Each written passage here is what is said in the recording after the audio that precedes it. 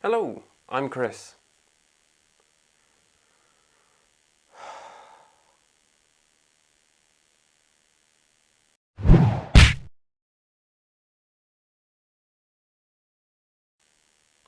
Hello, I'm Chris, and you're watching That Review Show. And today I am reviewing The Huntsman Winter's War.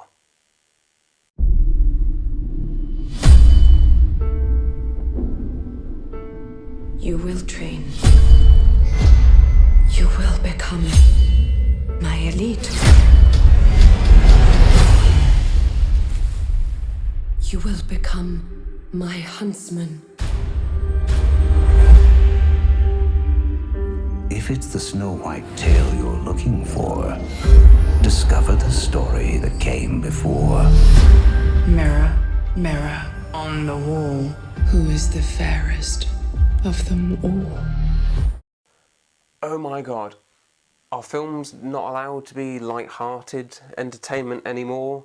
I'm looking at you, Christopher Nolan. Does everything now have to be dark and gritty? So this film is, I thought, a prequel to Snow White and the Huntsman, but it turns out to be both a prequel and a sequel to Snow White and the Huntsman, which I didn't see, I should point out, so if I had, I maybe would have known more what to expect going into this. There's some really, really great production design. I mean, the sets and costumes were fantastic. Emily Blunt and Charlize Theron played their parts very well. Charlize Theron was hamming it up wonderfully. Emily Blunt gave a very believable performance as the Ice Queen or the Snow Queen.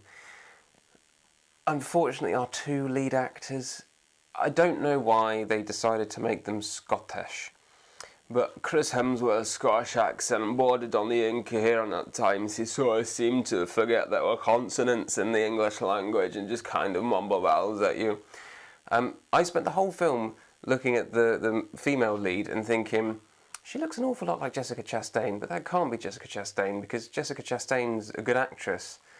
But Jessica Chastain in this film, accent was just all over the place, bless her.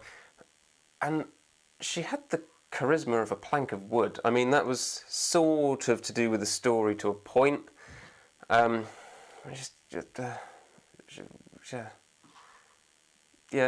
really care about her, didn't really care about him. He was sort of bordering on the kind of charismatic one-liner hero, but there wasn't really enough of that to provide the film with any real levity. The two comedic characters, who are dwarves, played by Nick Frost and Rob Brydon, weren't funny at all. All their comic beats fell completely flat. And yeah, it was just joyless. It was just a really dour, joyless film. So it's a 12A, so it's not necessarily for kids, but it's a fairy tale movie, and it starts with murder. Okay, fine. It then moves on to babies being burnt in their cribs, right? You then move on to child slavery. This was all within sort of the first 15 minutes of the film. And it just, for me, the main character is stolen as a child by the Ice Queen and raised to be in his army. And that, we get like a little montage of him training as a child, and then it cuts to him as an adult. And as an adult, he's a really nice guy, and one of the new, child slaves that they've kidnapped is a little bit scared, so he's being really nice to her. And it was kind of like, you needed to see why he'd retained his good character through, 10, 15 years of being indoctrinated into a child army.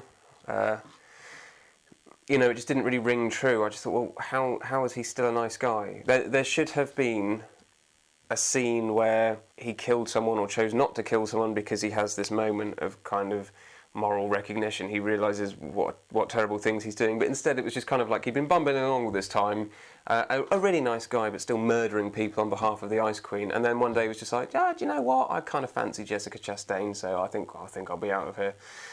It just didn't really ring true. And then her character didn't really ring true either.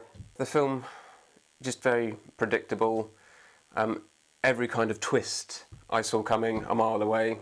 In terms of the strong lead female character, she turns up and Chris Hemsworth says, "I suppose you can join me on my mission." And she says, "Join you? You're joining me." And you're like, "Ooh, she's in charge." And then from then on, Chris Hemsworth's character does all the talking, does all the negotiating, and you're like, "Oh yeah, she's really taken charge of this mission here."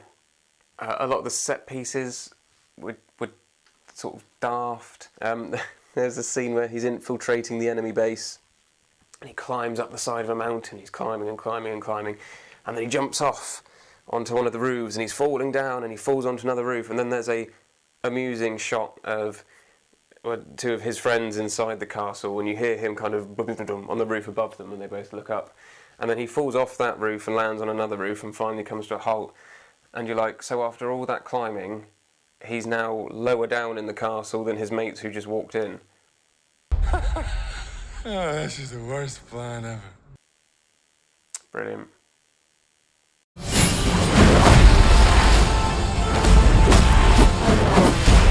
The action scenes were competent enough, but again, because I had no real engagement with the characters or investment in the characters, I just didn't really care, so they didn't really have any impact. And as with the twists and turns in the plot, they were fairly predictable, so it was, kind of just waiting for them to end, effectively.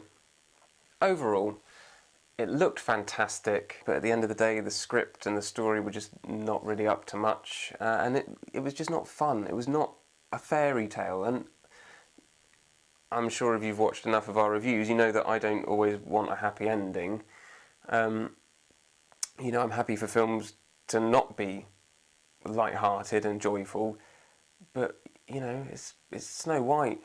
Snow White, I'm pretty sure there were 7 dwarves, and it was kind of amusing and twee, and this just was not. It was just miserable. I was either bored or miserable the whole way through. So, was it worth the ticket price?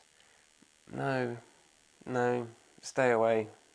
And especially if you've got children, don't go and see this. Go and see Zootopia, because like with Batman versus Wonderface, there was one little girl in the audience, about 8 or 9, with her mother, and when the dwarves were having their little kind of curse battle at each other, and they were calling each other a mangy slag and a useless wanker, and then there's babies being burnt alive in their cribs, I was just like, oh man, this is not something you want to bring your kids to, so don't be fooled by the 12A certificate.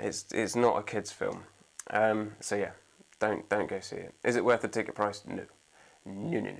Leave well alone. Unless you like Emily Blunt, in which case just go and look at how gorgeous she is.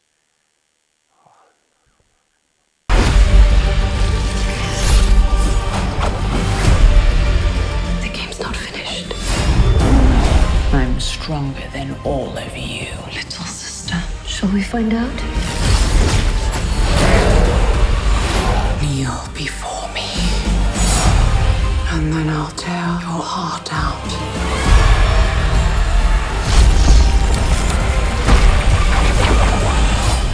Are you ready, Huntsman? Hey.